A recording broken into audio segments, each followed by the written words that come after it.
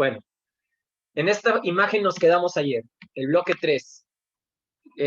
Francisco y Madero, gracias al plan de San Luis, hacía que Porfirio Díaz dejara el poder y que dejara la silla presidencial, que se fuera a Francia como refugiado, y él pasaba a ser el nuevo presidente. Francisco y Madero había tenido la iniciativa que pues muchos tal vez lo intentaron, tal vez no, pero pues nadie lo había logrado.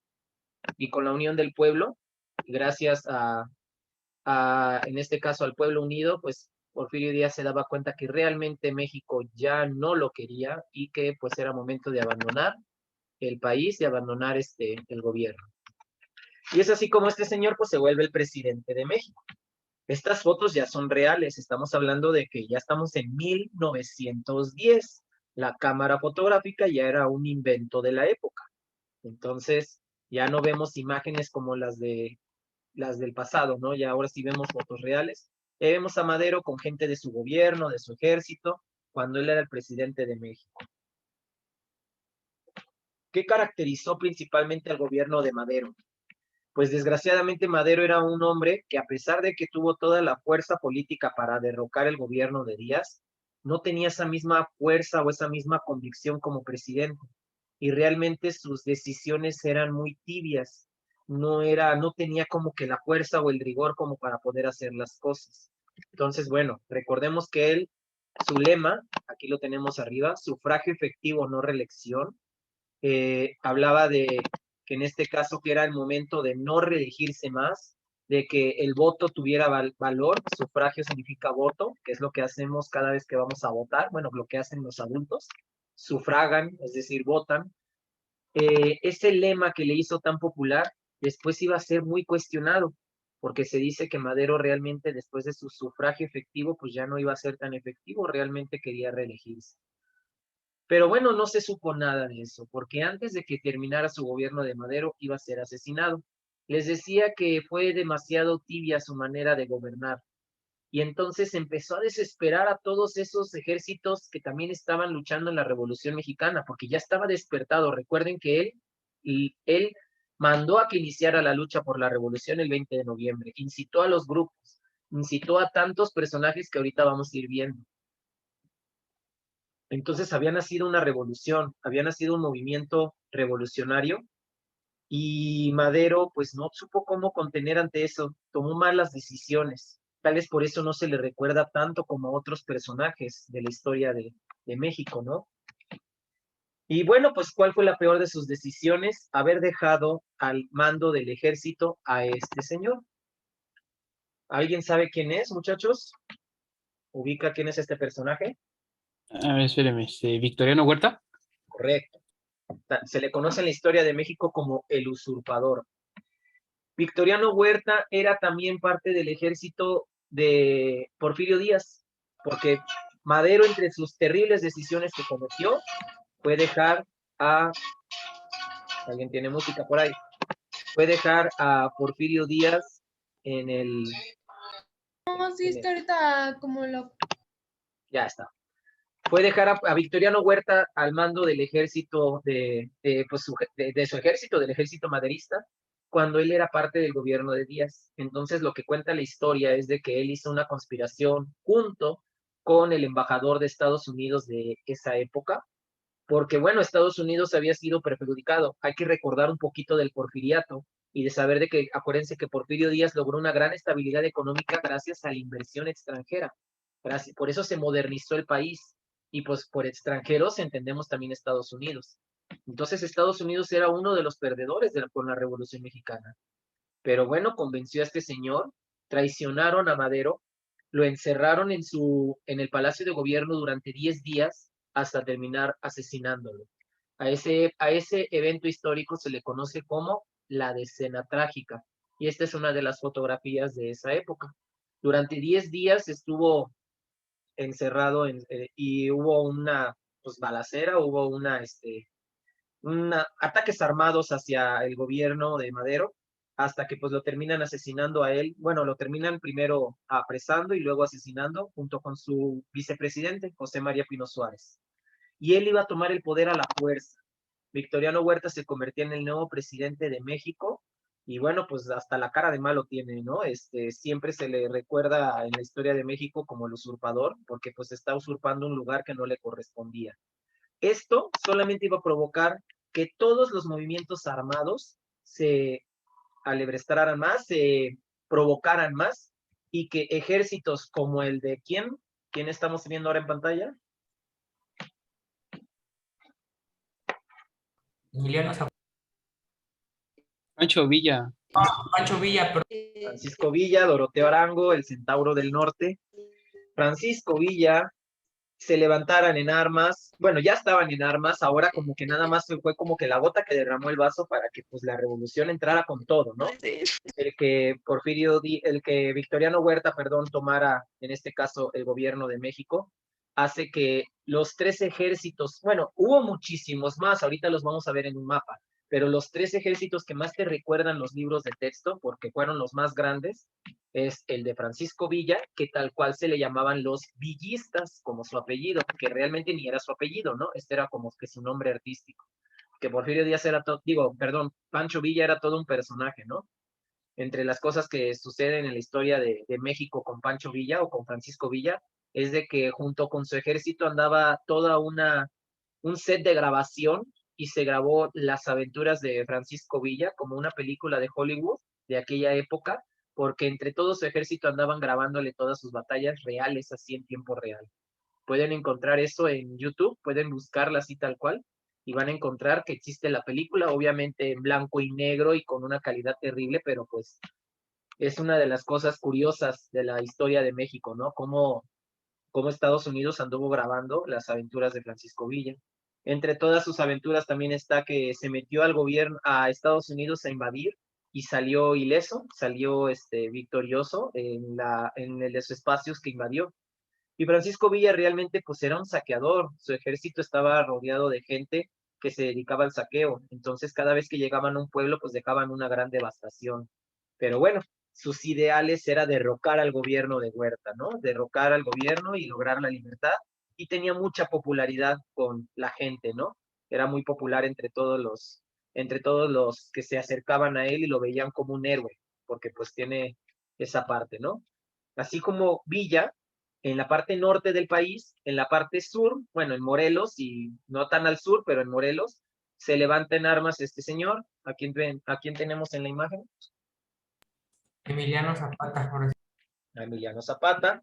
Y este señor pues va a crear también un ejército que igual como su nombre, bueno, como su apellido, serían los zapatistas. Ahí vemos una imagen, un enorme ejército, pero bueno, a diferencia de Villa, Zapata como que estaba un poquito más organizado. Villa no era era más así como que ir a pelear, ir a saquear. Y Zapata, pues incluso crea el plan de Ayala, en el cual él establece que deberían de repartirse las tierras, que urgía el reparto de tierras, porque eso era lo más importante. Piensen, el porfiriato había acabado, la gente pobre no era la dueña de las tierras por la inversión extranjera. Ellos estaban trabajando, todo este montón de gente estaba trabajando en haciendas que no eran suyas y que eran tierras que pues se les habían quitado y que ellos deseaban volver a obtener. Por eso, eso era el principal deseo, entre muchas de las razones, el nacionalismo y lo que sea, el máximo deseo por el cual cada una de estas personitas que vemos aquí con su sombrero y su caballo, era ese reparto de tierras. Y eso era la principal lucha de Zapata, ¿no? Una reforma agraria que permitiera que los mexicanos fueran los dueños de su propia tierra. Eso no se iba a llegar todavía en ese tiempo, ¿no? Eso vamos a verlo más adelante, unas décadas después. Y el tercero de los famosos de la Revolución Mexicana, este es imposible no reconocerlo porque su barba lo identifica bien fácilmente, ¿verdad? ¿Quién es? Venustiano Carranza. Venustiano Carranza, es imposible confundirlo con otro. Tenemos a Venustiano Carranza, que a diferencia de Villa y Zapata, su ejército era otra cosa. Con él estaba la gente intelectual, la gente que se había estudiado, la gente que en este caso pensaba en un México que podía lograr las cosas de una manera diferente, a través del mismo raciocinio, del conocimiento, ¿no? Pero bueno, también no dejaba de tener un ejército, porque pues en una guerra ahí lo que importa pues es el que termina matando al enemigo, ¿no? Entonces habían tres ejércitos: el villista, el zapatista y el constitucionalista. Junto con Zapata estaba su mano derecha, Álvaro Obregón. Pues bueno, chiste malo porque no tenía la mano derecha, ¿verdad? Le faltaba un brazo que había perdido en batalla a Álvaro Obregón. Y juntos iban a hacer pues todo lo que le llamarían los ejércitos rebeldes. Aquí vemos en el mapa que no nada más estaban ellos, dice aquí los arenistas, los cedillistas, los chavistas, los felicistas, los finqueros. Habían varios movimientos. Esta época es a la que tal cual le reconocemos como la Revolución Mexicana, la que tal vez todavía algunos de nuestros bisabuelos o algunos antepasados de nuestra familia nos pueden platicar de cómo se daban esas batallas a lo largo de todo el país, por esa lucha, esa rebelión ante el gobierno. Y bueno, pues, ¿quién termina ganando? Pues si no, no recordaríamos a la revolución como un buen evento o como un evento que pues tiene algún logro si no hubiera sido que terminan siendo ellos, en este caso, los movimientos armados de Zapata, Villa y Carranza, los que terminan triunfando. Lo malo es que cada uno, bueno, no, Villa y Zapata tenían una manera de ver las cosas diferentes a Carranza. Así como en la independencia, cuando vimos que Iturbide y Guerrero no se ponían de acuerdo, así era lo mismo aquí. No tenían la misma manera de ver a México. Y pues no podían gobernar todos, ¿no? Entonces, alguien tenía que quedarse con la silla presidencial. ¿Y quién era el ideal para eso? Pues Venustiano Carranza. Venustiano Carranza, que incluso ya había sido gobernador de su estado. Entonces él tenía conocimientos de leyes y él podía ser tal vez la persona ideal. Sin embargo, eso iba a causar un descontento con Villa y con Zapata. Realmente no había una buena relación.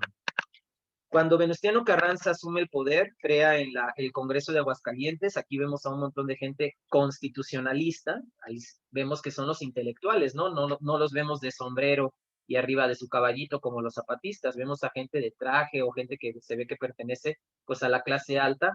Y esta gente intelectual que iba a poder crear este documento por el cual recordamos tanto a Venustiano Carranza, que es pues la Constitución Política de los Estados Unidos Mexicanos. Para muchos, la Revolución Mexicana termina aquí, porque este es el máximo logro que se tiene de la revolución. Para otros no, para otros la Revolución Mexicana es un proceso que realmente no tiene una fecha exacta. No es como la independencia, que cuando se firma el acta de independencia se acabó. Aquí no hay un acta de la revolución, no existe tal cual. Entonces, para muchos, en 1917, ya con la constitución política creada, se acaba el movimiento revolucionario. Pero lo cierto es de que pues esto iba a continuar un poquito más. De hecho, Carranza termina siendo perseguido y asesinado. Prácticamente todos los personajes de la Revolución Mexicana tuvieron el mismo destino: ser perseguidos y ser asesinados, porque entre ellos mismos ese deseo por el poder, aunque son nuestros héroes y aunque los recordamos con un afecto y por eso son parte de nuestra historia, al final de cuentas entre sus mismas decisiones tenían descontento uno al otro, y en este caso pues Carranza pues no es parte de esa misma situación. Bueno, ahora bien, bueno, también Villa terminaría siendo asesinado, Zapata también terminaría siendo asesinado, y uno de ellos, uno de los tantos que estuvieron en esto, pues que es Álvaro Obregón, es uno de los que iba a terminar siendo parte del gobierno y iba a terminar asumiendo el poder más adelante, después de que Carranza también haya sido asesinado. De hecho, Álvaro Obregón, como dato curioso, se le recuerda en la historia de México como el jefe invicto, porque es un personaje de la historia que jamás perdió una batalla. No tiene en la historia de México una batalla en la que haya sido derrotado. Pero bueno, tu guía de Comipems, aquí hago una pausa porque tu guía de Comipems, acuérdense que ya hemos hablado de que hay que estudiar exactamente lo que nos pide. Y tu guía de Comipems no te pide tan a detalle la Revolución Mexicana más que lo que acabo de mencionar. Ya llegué a la Constitución de 1917 y se salta toda esta parte del asesinato de Carranza, Villa, Zapata, la presidencia de Obregón, se salta todo eso y se pasa hasta a la guerra cristera y al caudillismo. Es por eso que yo no te saturo más de temas, yo te muestro exactamente lo que nos está pidiendo. Esta imagen hace referencia a la guerra cristera, que fue un movimiento armado, parte de la Revolución Mexicana, en el cual hubo pues una masacre de gente y pues se cuestiona la religión, que para te voy a mostrar un video que se me hizo bastante interesante, que todavía no los mando, para que veamos exactamente este evento de la historia de México. Y de ahí dice que te vayas al caudillismo. ¿Qué es el caudillismo? Bueno, un caudillo, se le llama caudillo a todas aquellas personajes que una vez terminada la revolución, cuando ya por fin había paz, se proclamaron con todos los derechos de haber luchado por la Revolución Mexicana, de que ellos debían de obtener los grandes beneficios. Ejemplo de caudillo, pues era Álvaro Obregón, Plutarco Elías Calles, que ahorita vamos a hablar de él, y entonces ellos se consideraban como superiores a todos los demás, porque habían luchado por la Revolución Mexicana y entonces se merecían recibir los beneficios, se merecían cobrar con creces esa lucha. Y pues era muy complicado porque eran un montón de caudillos. Todos los que habían sobrevivido a la revolución, pues querían llevarse como que su rebanada del pastel. Hasta que, bueno, este señor, llamado Plutarco Elías Calles, que vemos acá, ahí, vamos, aquí está mejor, decide unificarlos a todos y decir, a ver, vamos a organizarnos, vamos a crear mejor una institución que nos una a todos los caudillos, porque pues todos nosotros pues logramos esto, ¿no? Todos logramos la revolución. Y es así como este señor pues crea un partido político. Plutarco Elías Calles crea el Partido Nacional Revolucionario, que más adelante conoceríamos como el actual PRI, que después cambiaría de nombre y volvería a cambiar de nombre hasta como lo conocemos hoy en día, al PRI. Por eso el PRI, si sabes, la R significa revolución, porque surge desde la Revolución Mexicana con todos esos caudillos. Y bueno, aquí es donde entra la historia de México Plutarco Elías Calles. Plutarco Elías Calles, ya estamos hablando de que ya no le tocaron esas batallas, ya no estamos, ya Zapata y Villa están muertos, Carranza también, ya la revolución ha terminado, y Plutarco Elías Calles se declara el jefe máximo de la revolución. Al ponerse ese mote, ese sobrenombre, se le conoce a la época de gobierno de Plutarco Elías Calles como el maximato, de máximo, no porque se llamara máximo o algo así. ¿Y qué es el maximato? Una época en la que Plutarco Elías Calles era tan influyente que una vez que él terminó su gobierno, manipuló el gobierno de los siguientes presidentes. Es así como cuando después de que él termina su gobierno y pasa a ser el presidente Emilio Portes Gil, prácticamente él no mandó, el que seguía mandando era Elías Calles y nada más Emilio Portes Gil era como la imagen. Lo hizo también con Pascual Ortiz Rubio, lo hizo también con Abelardo L. Rodríguez. Toda esta época se le llama maximato. Bueno, hasta que, bueno, llega alguien que acaba con el maximato, que en este caso es, sí se los dejo a ustedes porque también es muy famoso, Lázaro Cárdenas. Lázaro Cárdenas. Él decide ya no obedecer a Plutarco Elías Calles y le dice, ok, está muy bien lo que has hecho por el país, creaste el partido que me dio el poder, porque pues él también fue parte del Partido Nacional Revolucionario, pero hace un montón de reformas. Y se acuerdan lo que les dije al comenzar la exposición, cuando les dije Zapata luchó en este caso por el reparto de tierras y todos esos ejércitos querían el reparto de tierras, pues ninguno de estos 4 presidentes se les recuerda exactamente por haber logrado algo importante en este caso del reparto de tierras y demás. Es a Lázaro Cárdenas el que organiza ese reparto de tierras y hace lo que le llamamos, lo que se le conoce como la reforma agraria. Empieza a crear ejidos, ahí es donde se habla por primera vez de la palabra ejido, y empieza a crear ejidos para repartir la tierra a todos los campesinos, esas tierras que por muchos años, desde el Porfiriato, estaban irregularizadas, y organiza a todo el país entero. El periodo de presidencia de Lázaro Cárdenas se destaca por un montón de logros, entre tantos, pues haberle dado la oportunidad a todos los mexicanos de tener su pedacito de tierra, ¿no? O que trabajaran juntos como ejidatarios y que explotaran la tierra. Entonces, pues para algunos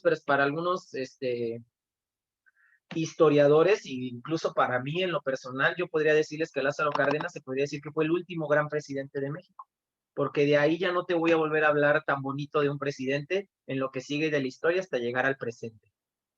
Algo por lo cual recordamos a Lázaro Cárdenas también es esto, la expropiación petrolera, es imposible que la olvidemos. De hecho, mañana es el día de la expropiación petrolera, mañana se festeja un año más y es una fecha cívica de nuestro calendario.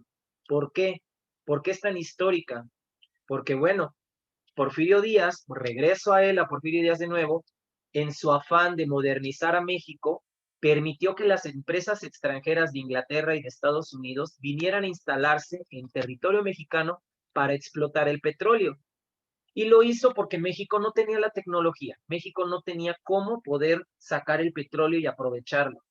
Desde aquella época ya sabíamos que México era un país muy rico de petróleo, pero el petróleo se le estaban llevando a empresas como Texaco o British Petroleum, y pues México nada más estaba quedando con una pequeña parte de la economía.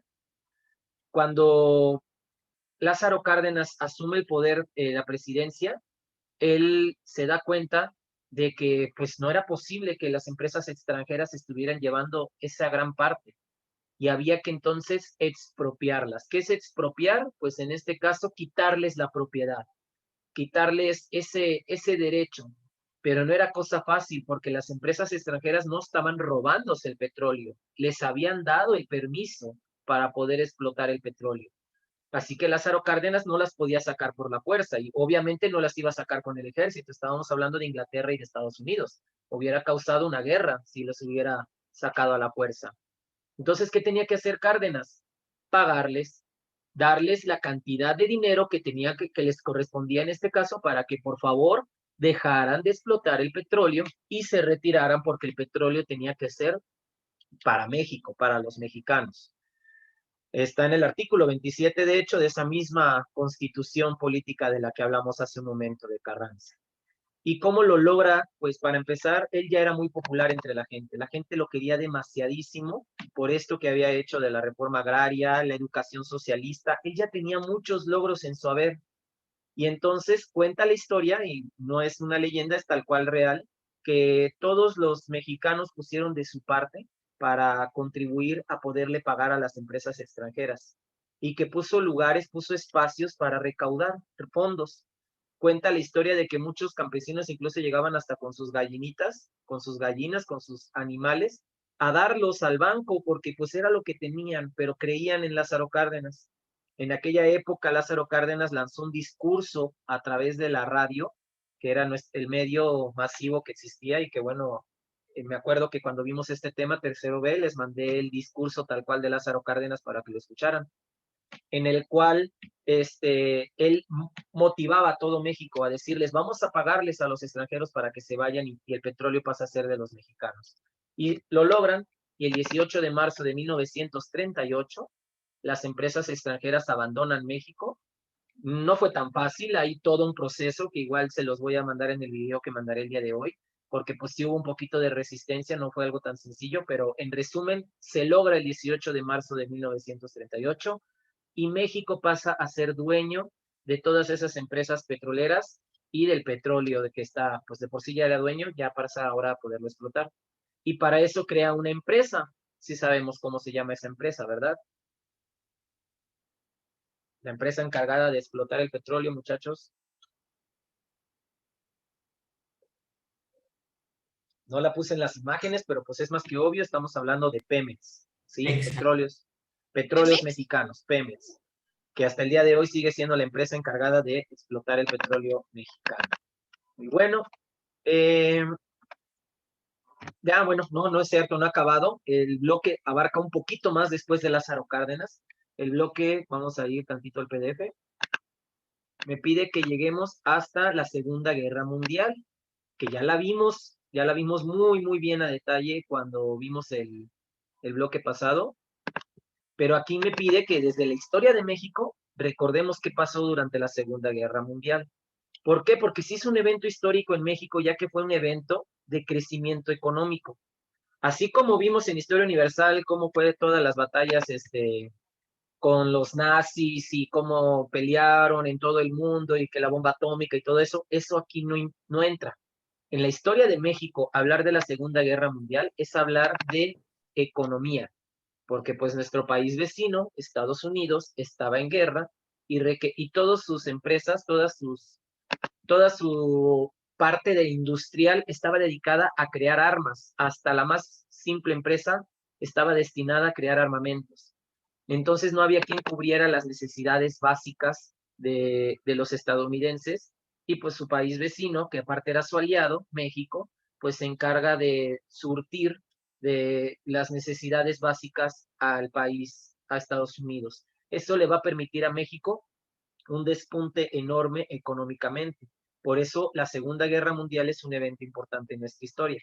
Vamos a recapitular, estábamos en 1938, después de Lázaro Cárdenas, pues vienen otros presidentes de México, y en este caso estamos hablando de la época de la Segunda Guerra Mundial, ya 1940, en la década de los 40, en donde México incluso también hasta se preparó, de cierta manera, por si hubiera necesidad de intervenir dentro de la Segunda Guerra Mundial. Pero su participación fue más económica. Su participación fue dándole lo que necesitaba Estados Unidos de necesidades básicas, no de armas. Estados Unidos se encargaba de crear sus armas, para en este caso, pues él pudiera seguir combatiendo contra los países del eje. Y bueno, cuenta con también un dato curioso, pues es que México sí mandó un ejército, un pequeño grupo de aviación al campo de batalla, aunque no entraron en batalla así como tal. ¿Alguien se sabe el nombre de el ejército mexicano que iba a participar en la Segunda Guerra Mundial? ¿Nadie? Aquí está su nombre, es el Escuadrón 201, que casi queda así como que para la anécdota, porque no es exactamente algo que se recuerde como grandes batallas de México en la Segunda Guerra Mundial. Eso no pasó. Realmente lo que sí pasó fue el apoyo de México a Estados Unidos para que ellos pudieran estar trabajando en sus armas y demás. Entonces, sí es un dato que me pide que te lo mencione la guía de Comipems, por si te llegan a preguntar por qué cómo fue que México participó en la Segunda Guerra Mundial. Y ahí acabamos, llegamos en el bloque 4 casi al presente, ya estamos en la década de 1940, ya prácticamente nos faltan los últimos años,